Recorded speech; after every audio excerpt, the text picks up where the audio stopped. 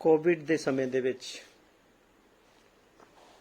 ਕੋਈ ਵੀਡੀਓ ਪਾਉਣ ਤੇ ਭਰੇ ਮਨ ਨਾਲ ਇਹ ਦਿਲ ਕਰ ਰਿਹਾ ਹੈ ਕਿ ਹਾਲਾਤ ਹਿੰਦੁਸਤਾਨ ਦੇ ਭਾਰਤ ਦੇ ਬਹੁਤ ਹੀ ਅਜੀਬ ਕਿਸਮ ਦੇ ਚੱਲ ਰਹੇ ਹਨ। 70 ਵਿਛ ਰਹੇ ਹਨ ਕਰ ਪਰ ਜਦ ਇਸ ਸਾਰੇ ਸਿਸਟਮ ਨੂੰ ਸਰਕਾਰੀ ਤੰਤਰ ਦੇ ਹਿਸਾਬ ਨਾਲ ਦੇਖਦੇ ਹਾਂ ਤਾਂ ਬੜਾ ਅਜੀਬ ਲੱਗ ਰਿਹਾ ਕਿ ਇਹ ਸਰਕਾਰਾਂ ਕਿਸ ਵਾਸਤੇ ਹੁੰਦੀਆਂ ਜਿਹੜੀਆਂ ਆਪਦਾ ਨੂੰ ਅਵਸਰ ਵਿੱਚ ਬਦਲਦੀਆਂ ਹਨ। ਪਰ ਇੱਥੇ ਆਪਦਾ ਨੂੰ ਅਵਸਰ ਵਿੱਚ ਬਦਲਣ ਵਿੱਚ ਕੋਈ ਲੋਕਾਂ ਦੇ ਭਲੇ ਵਿੱਚ ਨਹੀਂ ਵਰਤਦੀਆਂ। ਆਪਦਾ ਬਹੁਤ ਵੱਡੀ ਹੈ, 2020 ਤੋਂ ਚੱਲੀ, ਪਰ ਇਹਨਾਂ ਨੇ ਇਸ ਆਪਦਾ ਨੂੰ ਜੋ ਅਵਸਰ ਵਿੱਚ ਬਦਲਿਆ ਉਹਦੇ ਵਿੱਚ ਪਬਲਿਕ ਦੀ, ਇੱਕ ਗਰੀਬ ਆਦਮੀ ਦੀ, ਜਾਂ ਗਰੀਬ ਆਦਮੀ ਕੀ ਇਸ ਵਕਤ ਹਰ ਕੋਈ ਪਿਸ ਰਿਹਾ ਹੈ, ਚਾਹੇ ਉਹ ਅਮੀਰ ਹੈ ਚਾਹੇ ਉਹ ਗਰੀਬ ਹੈ, ਕਿਉਂਕਿ ਇਹ ਜੋ ਬਿਮਾਰੀ ਹੈ ਇਹ ਕਿਸੇ ਨੂੰ ਨਹੀਂ ਬਖਸ਼ ਰਹੀ। ਕਿਸੇ ਦਾ ਕੋਈ ਪੈਸਾ ਕੰਮ ਨਹੀਂ ਆ ਰਿਹਾ,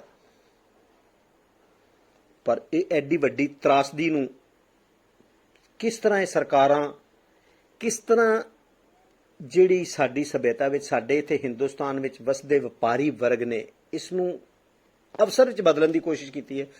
ਬੜੀ ਹਾਸੋਹੀਣੀ ਤੇ ਬੜੀ ਅਜੀਬ ਸਥਿਤੀ ਹੈ ਕਿ ਲੋਕ ਤਰਾਹ ਕਰ ਰਹੇ ਹਨ, ਲੋਕਾਂ ਨੂੰ ਆਕਸੀਜਨ ਨਹੀਂ ਮਿਲਦੀ, ਆਕਸੀਜਨ ਖੁਣੇ ਮਰ ਰਹੇ ਹਨ ਤੇ ਆਕਸੀਜਨ ਦਾ ਸਿਲੰਡਰ 20,000 ਦਾ ਵਿਕ ਰਿਹਾ।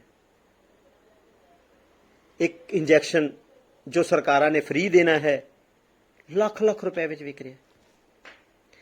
ਪਤਾ ਨਹੀਂ ਕੀ ਜ਼ਮੀਰ ਨੂੰ ਹੋ ਗਿਆ ਲੋਕਾਂ ਦੀ ਕਿ ਇਹ ਕੁਝ ਕਿਉਂ ਹੋ ਰਿਹਾ ਹੈ। ਪਰ ਇਸ ਪਿੱਛੇ ਸਾਨੂੰ ਇਹ ਦੇਖਣਾ ਪਏਗਾ ਕਿ ਜੈਸੀ ਕੋਕੋ ਉਹੋ ਜਿਹੇ ਬੱਚੇ। ਸਾਡੇ ਰਾਜ ਕਰਨ ਵਾਲੇ ਜਦ ਇਹਨਾਂ ਗੱਲਾਂ ਤੇ ਚੱਲੇ ਹੋਏ ਹਨ ਤਾਂ ਫਿਰ ਅਸੀਂ ਕੀ ਕਹਿ ਸਕਦੇ ਹਾਂ। ਕੋਵਿਡ ਦਾ ਸਮਾਂ 2020 ਵਿੱਚ ਸ਼ੁਰੂ ਹੋਇਆ, ਪੂਰਾ ਵਰਲਡ ਦੇ ਵਿੱਚ ਇਸ ਗੱਲ ਦਾ ਰੌਲਾ ਪੈ ਚੁੱਕਿਆ ਸੀ ਕਿ ਫਲਾਈਟਾਂ ਬੰਦ ਕੀਤੀਆਂ ਜਾਣ, ਕੋਵਿਡ ਸ਼ੁਰੂ ਹੋ ਚੁੱਕਿਆ ਹੈ। ਤਾਂ ਸਾਡੇ ਪ੍ਰਧਾਨ ਮੰਤਰੀ ਨੇ ਟਰੰਪ ਜੀ ਨੂੰ ਬੁਲਾ ਕੇ ਇੱਥੇ ਬੜਾ ਵੱਡਾ ਆਯੋਜਨ ਕੀਤਾ। ਉਹ ਸਾਰਾ ਸਾਲ ਬੀਤ ਗਿਆ, ਇੰਨੀ ਤਰਾਸਦੀ ਰਹੀ, ਲੋਕਾਂ ਦੇ ਮੂੰਹਾਂ ਵਿੱਚੋਂ ਰੋਟੀ ਟੁੱਕ ਖੁੱਸ ਗਿਆ, ਪ੍ਰਵਾਸੀ ਮਜ਼ਦੂਰ ਵਿਚਾਰੇ ਸੜਕਾਂ ਤੇ ਰੁਲ ਗਏ, ਯਕਦਮ ਟ੍ਰੇਨਾਂ ਅਸੀਂ ਬੰਦ ਕਰਤੀਆਂ, ਸਭ ਕੁਝ ਬੰਦ ਕਰ ਦਿੱਤਾ।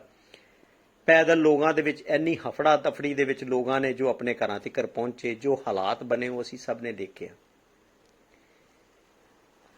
ਪਰ ਅਸੀਂ ਜਦ ਸਾਨੂੰ ਇਸ ਗੱਲ ਦਾ ਪਤਾ ਸੀ ਕਿ ਇਸ ਤੋਂ ਬਾਅਦ ਇਸ ਦੀ ਸੈਕਿੰਡ ਵੇਵ ਵੀ ਆਏਗੀ, ਇਹ ਇੱਕ ਦਿਨ ਵਿੱਚ ਜਾਣ ਵਾਲੀ ਬਿਮਾਰੀ ਨਹੀਂ ਹੈ, ਤਾਂ ਅਸੀਂ ਕੀ ਕੀਤਾ? ਸਾਡੀਆਂ ਸਰਕਾਰਾਂ ਨੇ ਕੀ ਕੀਤਾ? ਸਵਾਏ ਅਸੀਂ ਉੱਚੀਆਂ ਗੱਲਾਂ ਕਰਨ ਦੇ ਵਿੱਚ ਕਿ ਅਸੀਂ ਜਿੱਤ ਪ੍ਰਾਪਤ ਕਰ ਲਈ ਕਰੋਨਾ ਤੇ, ਕੁਛ ਨਹੀਂ ਕੀਤਾ, ਕੋਈ ਪ੍ਰਬੰਧ ਨਹੀਂ ਕੀਤੇ। ਉਹਦੇ ਵਿੱਚ ਭਾਵੇਂ ਸੈਂਟਰ ਸਰਕਾਰ ਨੂੰ ਲੈ ਲਓ, ਭਾਵੇਂ ਸਟੇਟ ਸਰਕਾਰਾਂ ਨੂੰ ਲੈ ਲਓ, ਦਿੱਲੀ ਜੋ ਇਸ ਵਕਤ ਸਭ ਤੋਂ ਵੱਡੀ ਤਰਾਸਦੀ ਨੂੰ ਹੰਢਾ ਰਹੀ ਹੈ, ਕੀ ਕੀਤਾ ਉਸ ਇੱਕ ਸਾਲ ਦੇ ਵਿੱਚ ਉਹ ਸਰਕਾਰ ਨੇ? ਕੀ ਇੱਕ ਸਰਕਾਰ ਸਾਲ ਦੇ ਵਿੱਚ ਆਕਸੀਜਨ ਦਾ ਪ੍ਰਬੰਧ ਹੀ ਨਹੀਂ ਕਰ ਸਕੀ? ਜਿਹੜੀਆਂ ਟਾਰਾਂ ਮਾਰਦੇ ਸੀ ਕਿ ਅਸੀਂ ਆਪਣਾ ਹੈਲਥ ਸਿਸਟਮ ਇਹ ਕਰ ਦਿੱਤਾ, ਉਹ ਕਰ ਦਿੱਤਾ ਹੈਲਥ ਸਿਸਟਮ, ਪਰ ਜ਼ਮੀਨੀ ਹਕੀਕਤ ਕੁਛ ਨਹੀਂ ਦਿਖ ਰਹੀ। ਫਿਰ ਹੁਣ ਆ ਸੈਕਿੰਡ ਵੇਵ ਸ਼ੁਰੂ ਹੋਣ ਤੋਂ ਪਹਿਲਾਂ ਜੋ ਬੰਗਾਲ ਦੇ ਵਿੱਚ ਐਡੀਆਂ ਵੱਡੀਆਂ ਰੈਲੀਆਂ ਸਾਡੇ ਨੇਤਾਵਾਂ ਨੇ ਕੀਤੀਆਂ, ਜੋ ਬੜੀਆਂ ਵੱਡੀਆਂ ਗੱਲਾਂ ਕਰਦੇ ਹਨ, ਸਾਰੇ ਆਪਣੇ ਆਪ ਨੂੰ ਵਰਲਡ ਪਾਵਰ ਬਣਾਉਣ ਦੀ ਚੱਕਰ ਦੇ ਵਿੱਚ ਕਹੇ ਹਨ ਕਿ ਅਸੀਂ ਭਾਰਤ ਨੂੰ ਅਸੀਂ ਇੱਕ ਬੜੀ ਵੱਡੀ ਤਾਕਤ ਬਣਾ ਦੇਣਾ ਹੈ, ਤੇ ਭਾਰਤ ਦੀ ਸਥਿਤੀ ਨੂੰ ਇਹੋ ਜਿਹਾ ਹਾਸੋਹੀਣਾ ਬਣਾ ਦਿੱਤਾ ਵਰਲਡ ਲੈਵਲ ਤੇ ਕਿ ਅਸੀਂ ਗੱਲਾਂ ਕੀ ਕਰਦੇ ਹਾਂ ਤੇ ਸਾਡੀ ਰਾਜਧਾਨੀ ਦੇ ਵਿੱਚ ਲੋਕ ਕਿਸ ਤਰ੍ਹਾਂ ਮਰ ਰਹੇ ਹਨ, ਸੰਸਕਾਰ ਕਰਨ ਵਾਸਤੇ ਜਗ੍ਹਾ ਨਹੀਂ ਮਿਲਦੀ ਹੈ, ਕਿਸੇ ਨੂੰ ਆਕਸੀਜਨ ਨਹੀਂ ਮਿਲਦੀ ਹੈ। ਇਹ ਸਾਰੀ ਕਾਲਾ ਬਾਜ਼ਾਰੀ ਕਿਵੇਂ ਹੋ ਰਹੀ ਹੈ ਕਿ ਸਰਕਾਰਾਂ ਇਸ ਤੇ ਨੱਥ ਨਹੀਂ ਪਾ ਸਕਦੀਆਂ? ਪਰ ਇਹਨਾਂ ਨੂੰ ਆਪਦਾ ਨੂੰ ਅਵਸਰ ਵਿੱਚ ਬਦਲਣ ਦੀ ਸਾਰੀ ਬੜੀ ਵੱਡੀ ਮਹਾਰਤ ਹੈ ਇਹਨਾਂ ਕੋਲ। ਇਹਨਾਂ ਨੇ ਇਸ ਆਪਦਾ ਦੇ ਟਾਈਮ ਦੇ ਵਿੱਚ ਬਾਕੀਆਂ ਤੇ ਪਾਬੰਦੀ ਲਗਾ ਕੇ ਕਿਸਾਨ ਬਿੱਲ ਲੈ ਆਂਦੇ, ਜੋ ਕਿ ਕਿਸਾਨ ਮਾਰੂ ਹਨ। ਕਿਸਾਨ ਮਾਰੂ ਨਹੀਂ, ਤੁਸੀਂ ਇਸ ਮਸਲੇ ਤੋਂ ਹੀ ਲੈ ਲਓ ਕਿ ਜਦੋਂ ਅਸੀਂ ਕਿਸੇ ਬੰਦੇ ਨੂੰ ਕਿਸੇ ਵਪਾਰੀ ਨੂੰ ਇਹ ਖੁੱਲ੍ਹ ਦੇ ਦਿਆਂਗੇ ਕਿ ਤੁਸੀਂ ਜੋ ਕੁਝ ਮਰਜ਼ੀ ਜਿੰਨਾ ਮਰਜ਼ੀ ਇਕੱਠਾ ਕਰ ਲਓ, ਤੁਹਾਨੂੰ ਕੋਈ ਪੁੱਛਣ ਵਾਲਾ ਨਹੀਂ ਹੈ।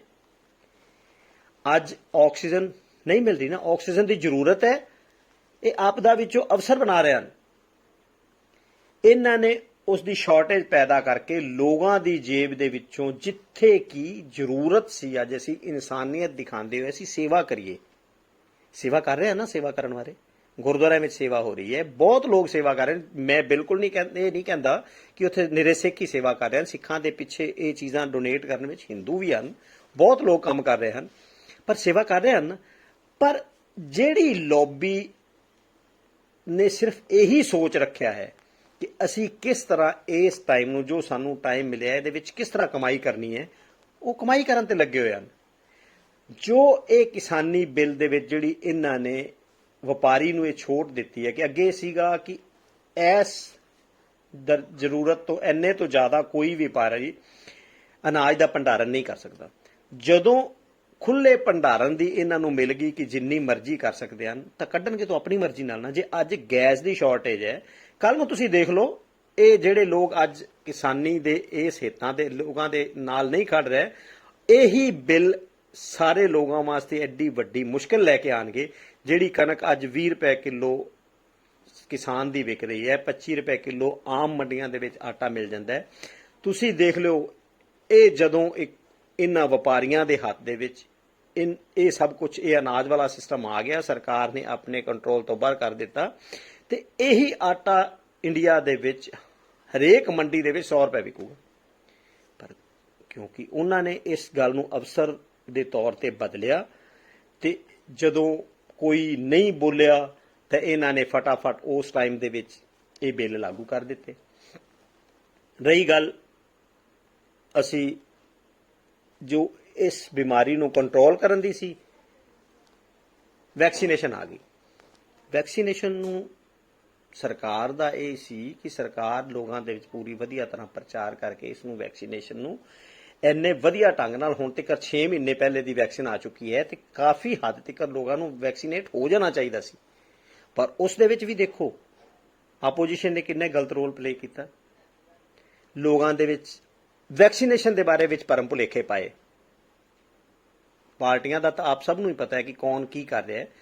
ਸੋ ਅਸੀਂ ਲੋਕਾਂ ਨੇ, ਚਾਹੇ ਅਸੀਂ ਆਪੋਜੀਸ਼ਨ ਵਿੱਚ ਬੈਠੇ ਹਾਂ, ਚਾਹੇ ਅਸੀਂ ਸਰਕਾਰ ਦੇ ਵਿੱਚ ਬੈਠੇ ਹਾਂ, ਸਾਡਾ ਇਹ ਫਰਜ਼ ਬਣਦਾ ਹੈ ਕਿ ਅੱਜ ਜਿਹੜੀ ਪਾਰਟੀ ਅੱਜ ਰਾਜ ਕਰ ਰਹੀ ਹੈ, ਦੂਸਰੀ ਪਾਰਟੀ ਆਪੋਜੀਸ਼ਨ ਵਿੱਚ ਬੈਠਣ ਦੀ ਤਿਆਰੀ ਵਿੱਚ ਹੈ ਕਿ ਕੱਲ ਨੂੰ ਉਸਨੇ ਰਾਜ ਕਰਨਾ ਹੈ ਜਾਂ ਰਾਜ ਭਾਗ ਲੈਣ ਦੀ ਕੋਸ਼ਿਸ਼ ਵਿੱਚ ਹੈ। ਪਰ ਅਸੀਂ ਪਬਲਿਕ ਵਾਸਤੇ ਕੀ ਕੀਤਾ? ਜੇ ਪਬਲਿਕ ਵਿੱਚ ਅਸੀਂ ਭਰਮ ਭੁਲੇਖਾ ਪੈਦਾ ਕਰਕੇ ਉਹਨਾਂ ਨੂੰ ਵੈਕਸੀਨੇਟ ਨਹੀਂ ਹੋਣ ਦਿੱਤਾ, ਜੇ ਅੱਜ ਉਹ ਫਿਰ ਦੁਬਾਰਾ ਇਸ ਤਰਾਸਦੀ ਦੇ ਵਿੱਚ ਖੜੇ ਹੋ ਗਏ ਹਨ ਕਿ ਇੰਨੀ ਗਿਣਤੀ ਦੇ ਵਿੱਚ ਲੋਕ ਸਾਡੇ ਮਰ ਰਹੇ ਹਨ, ਲੋਕਾਂ ਨੂੰ ਦਵਾਈ ਅਵੇਲੇਬਲ ਨਹੀਂ ਹੈ, ਲੋਕਾਂ ਨੂੰ ਬੈੱਡ ਅਵੇਲੇਬਲ ਨਹੀਂ ਹੈ, ਲੋਕਾਂ ਨੂੰ ਆਕਸੀਜਨ ਅਵੇਲੇਬਲ ਨਹੀਂ ਹੈ, ਤਾਂ ਬੜੀ ਹੈਰਾਨੀਜਨਕ ਗੱਲ ਹੈ। ਅੱਜ ਇਸ ਤਰਾਸਦੀ ਦੇ ਵਿੱਚੋਂ ਲੰਘ ਰਹੇ ਹਾਂ, ਪਰ ਫਿਰ ਬੰਗਾਲ ਦੇ ਵਿੱਚ ਚੋਣਾਂ ਹੋਈਆਂ, ਇੱਕ ਧਿਰ ਜਿੱਤ ਗਈ, ਦੂਜੀ ਧਿਰ ਹਾਰ ਗਈ। ਹੁਣ ਉੱਥੇ ਵੀ ਇਹ ਪੋਲਿਟਿਕਸ ਖੇਡੀ ਜਾ ਰਹੀ ਹੈ, ਉੱਥੇ ਲੜਾਈਆਂ ਹੋ ਰਹੀਆਂ ਹਨ, ਲੋਕ ਮਰ ਰਹੇ ਹਨ। ਸਾਡਾ ਮੀਡੀਆ ਹੁਣ ਇਧਰੋਂ ਲੋਕਾਂ ਦੇ ਵਿੱਚ ਇੰਨੀ ਵੱਡੀ ਤਰਾਸਦੀ ਜੋ ਚੱਲ ਰਹੀ ਹੈ ਕੋਵਿਡ ਦੀ, ਉਸ ਪਾਸੋਂ ਧਿਆਨ ਹਟਾਉਣ ਦੇ ਲਈ ਉਹ ਉਸ ਹੋ ਰਹੇ ਦੰਗਿਆਂ ਨੂੰ, ਉਸ ਝਗੜਿਆਂ ਨੂੰ ਜ਼ਿਆਦਾ ਹਾਈਲਾਈਟ ਕਰ ਰਹੇ ਹਨ। ਕਿਉਂਕਿ ਆਪਦਾ ਵਿੱਚੋਂ ਅਵਸਰ ਪਾਲਣ ਦਾ ਜਿਹੜਾ ਸਾਡੀ ਸਰਕਾਰਾਂ ਦਾ ਹਾਲਾਤ ਨੇ, ਜਾਂ ਜੋ ਇਹਨਾਂ ਨੇ ਇਹ ਸਭ ਕੁਝ ਚੁਣਿਆ ਹੋਇਆ ਹੈ, ਤਾਂ ਬੜੀ ਹਾਸੋਹੀਣ ਹੈ। ਕੀ ਕਰੇਗੀ ਪਬਲਿਕ? ਪਬਲਿਕ ਸਰਕਾਰਾਂ ਕਿਸ ਵਾਸਤੇ ਬਣਾਉਂਦੀ ਹੈ? ਅਸੀਂ ਟੈਕਸ ਕਿਸ ਵਾਸਤੇ ਦਿੰਦੇ ਹਾਂ? ਪਬਲਿਕ ਟੈਕਸ ਕਿਉਂ ਦਿੰਦੀ ਹੈ? ਜੇ ਸਾਨੂੰ ਸਾਡੀਆਂ ਜ਼ਰੂਰਤਾਂ ਹੀ ਨਹੀਂ ਸਾਡੀਆਂ ਪੂਰੀਆਂ ਹੋਣੀਆਂ, ਤਾਂ ਲੋਕ ਕਿਸ ਵਾਸਤੇ ਇਹ ਸਰਕਾਰਾਂ ਚੁਣਨ ਜਾਂ ਕਿਉਂ ਟੈਕਸ ਦੇਣ? ਇਹ ਸੋਚਣਾ ਪਏਗਾ ਨਾ ਲੋਕਾਂ ਨੂੰ। ਜੇ ਫਿਰ ਇਸ ਤਰ੍ਹਾਂ ਦੇ ਹਾਲਾਤ ਪੈਦਾ ਹੋਣਗੇ, ਤਾਂ ਫਿਰ ਜੇ ਕੋਈ ਬੋਲਦਾ ਹੈ ਜਾਂ ਕੋਈ ਇਸ ਮਸਲੇ ਤੇ ਗੱਲ ਕਰੇਗਾ ਤਾਂ ਉਹ ਦੇਸ਼ ਧਰੋਹੀ ਹੈ। ਸਭ ਤੋਂ ਵੱਡਾ ਠੱਪਾ ਹੈ, ਫਟਾਫਟ ਠੱਪਾ ਲਗਾ ਦਿਓ ਕਿ ਉਹ ਦੇਸ਼ ਧਰੋਹੀ ਹੈ। ਪਰ ਕਿਸੇ ਵੀ ਸਰਕਾਰ ਨੇ, ਕਿਸੇ ਸਟੇਟ ਸਰਕਾਰ ਨੇ, ਕਿਸੇ ਸੈਂਟਰ ਦੀ ਸਰਕਾਰ ਨੇ ਜੋ ਕੁਝ ਪਬਲਿਕ ਵਾਸਤੇ ਸੋਚਿਆ, ਅੱਜ ਸਭ ਦੇ ਸਾਹਮਣੇ ਹੈ। ਹਰੇਕ ਨੇ ਆਪਣੇ ਢਿੱਡ ਭਰਨ ਦੀ ਗੱਲ ਕੀਤੀ ਹੈ। ਹਰੇਕ ਦੇ ਛੋਟੇ ਲੀਡਰਾਂ ਨੇ ਆਪਣੇ ਵਪਾਰੀਆਂ ਨੂੰ ਖੁਸ਼ ਕਰਨ ਦੀ ਕੋਸ਼ਿਸ਼ ਕੀਤੀ ਹੈ ਕਿ ਜਿਨ੍ਹਾਂ ਕੋਲੋਂ ਅਸੀਂ ਕੱਲ ਫੰਡਿੰਗ ਲੈ ਕੇ ਕੱਲ ਇਲੈਕਸ਼ਨ ਫਿਰ ਲੜਨੇ ਹਨ, ਉਹ ਲੋਕਾਂ ਨੂੰ ਲੁੱਟ ਰਹੇ ਹਨ। ਲੋਕਾਂ ਦੀ ਭਰਪੂਰ ਲੋਕਾਂ ਦਾ ਉਹ ਕੀ ਕਹਿੰਦੇ ਆ ਅਸੀਂ ਕਿ ਇੰਨਾ ਜ਼ਿਆਦਾ ਉਹ ਬੁਰੇ ਹਾਲਤ ਕਰ ਰਹੇ ਹਨ ਲੋਕਾਂ ਨੂੰ, ਕੋਈ ਨਹੀਂ ਪੁੱਛ ਰਿਹਾ ਉਹਨਾਂ ਬਾਰੇ। ਕੋਈ ਹੈ ਹੀ ਨਹੀਂ ਹੈ ਕਿ ਜੇਕਰ 400 ਰੁਪਏ ਵਾਲਾ ਸਿਲੰਡਰ 10,000 ਵਿੱਚ ਮਿਲ ਰਿਹਾ ਤੇ इसका मतलब ਆਕਸੀਜਨ ਤਾਂ ਹੈ ਨਾ, ਆ ਰਹੀ ਹੈ ਨਾ ਕਿਤੋਂ। ਕਾਲਾ ਬਾਜ਼ਾਰੀ ਕਿਉਂ ਹੋ ਰਹੀ ਹੈ? ਕਿ ਇਹ ਸਰਕਾਰਾਂ ਇਸ ਹਾਲਾਤ ਦੇ ਵਿੱਚ ਵੀ ਕਾਲਾ ਬਾਜ਼ਾਰੀ ਨਹੀਂ ਰੋਕ ਸਕਦੀਆਂ? ਜੇਕਰ ਦਾਨੀ ਸੱਜਣ ਦਾਨ ਕਰਨ ਵਾਲੇ ਲੰਗਰ ਲਗਾ ਕੇ ਆਕਸੀਜਨ ਦੇ ਸਕਦੇ ਹਨ ਤੇ ਸਰਕਾਰਾਂ ਕਿਉਂ ਨਹੀਂ ਦੇ ਸਕਦੀਆਂ? ਕੁਝ ਪਲਾਂਟ ਬੰਦ ਵੀ ਕੀਤੇ ਜਾ ਸਕਦੇ ਹਨ ਜਿੱਥੇ ਆਕਸੀਜਨ ਦੀ ਜ਼ਰੂਰਤ ਹੈ, ਪਲਾਂਟ ਬੰਦ ਕਰਵਾ ਦੇਣ। ਤੇ ਪਹਿਲੀ ਜ਼ਰੂਰਤ ਹੈ ਕਿ ਅਸੀਂ ਜਿਨ੍ਹਾਂ ਨੇ ਉਹ ਪ੍ਰੋਡਕਟ ਜਿਹੜੇ ਪਲਾਂਟ ਬਣਾ ਰਹੇ ਹਨ, ਜਿਨ੍ਹਾਂ ਨੇ ਉਹ ਪ੍ਰੋਡਕਟ ਖਰੀਦਣੇ ਹਨ, ਜੇ ਉਹ ਲੋਕ ਹੀ ਨਹੀਂ ਰਹਿਣਗੇ ਤੇ ਅਸੀਂ ਉਹ ਪ੍ਰੋਡਕਟ ਬਣਾ ਕੇ ਕੀ ਕਰਾਂਗੇ? ਜੇਕਰ ਤੁਸੀਂ ਆਪਣੀਆਂ ਚੀਜ਼ਾਂ ਵੇਚਣੀਆਂ ਹਨ, ਆਪਣੀ ਮਾਰਕੀਟ ਕਾਇਮ ਰੱਖਣੀ ਹੈ ਤਾਂ ਖਰੀਦਣ ਵਾਲੇ ਤਾਂ ਪਹਿਲਾਂ ਬਚਾਓ। ਸੋ ਮੈਂ ਤਾਂ ਪਰਮਾਤਮਾ ਅੱਗੇ ਹੀ ਵਾਹਿਗੁਰੂ ਅੱਗੇ ਅਰਦਾਸ ਕਰਾਂਗਾ ਕਿ ਵਾਹਿਗੁਰੂ ਸਾਡੇ ਲੀਡਰਾਂ ਨੂੰ ਸਮੱਤ ਬਖਸ਼ੇ ਕਿ ਉਹ ਇਸ ਬਾਰੇ ਵੀ ਸੋਚਣ ਕਿ ਉਹ ਪਬਲਿਕ ਵਾਸਤੇ ਹਨ, ਪਬਲਿਕ ਦੀ ਸੇਵਾ ਵਾਸਤੇ ਹਨ, ਨਾ ਕਿ ਸਿਰਫ ਜ਼ੁਲਮ ਕਰਨ ਵਾਸਤੇ ਜਾਂ ਹਕੂਮਤ ਕਰਨ ਵਾਸਤੇ। ਵਾਹਿਗੁਰੂ ਉਹਨਾਂ ਨੂੰ ਸਮੱਤ ਬਖਸ਼ੇ ਤੇ ਸਾਡਾ ਭਾਰਤ ਇਸ ਆਪਦਾ ਵਿੱਚੋਂ ਨਿਕਲ ਕੇ, ਇਸ ਬਿਮਾਰੀ ਵਿੱਚੋਂ ਨਿਕਲ ਕੇ ਚੰਗੇ ਹਾਲਾਤਾਂ ਵਿੱਚ ਆਵੇ ਤੇ ਤਰੱਕੀਆਂ ਕਰੇ। ਵਾਹਿਗੁਰੂ ਜੀ ਕਾ ਖਾਲਸਾ, ਵਾਹਿਗੁਰੂ ਜੀ ਕੀ ਫਤਿਹ।